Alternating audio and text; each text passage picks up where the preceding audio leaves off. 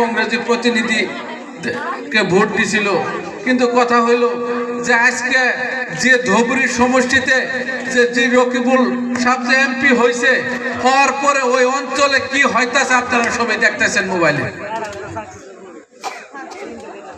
আপনারা সবাই মোবাইলে দেখতেছেন যে কিভাবে মানুষের বাড়ি ঘর ভাঙা হইতাছে, ওইখানে গুলি করে মানুষ মারা হইতাছে।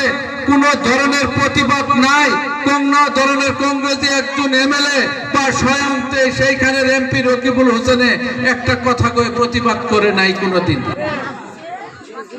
যদি ওখানে যদি প্রতিবাদ কিছু যদি করছে, আমাদের ইউডিএফ দলের এমএলএরাই ওইখানে যে প্রতিবাদ করছে।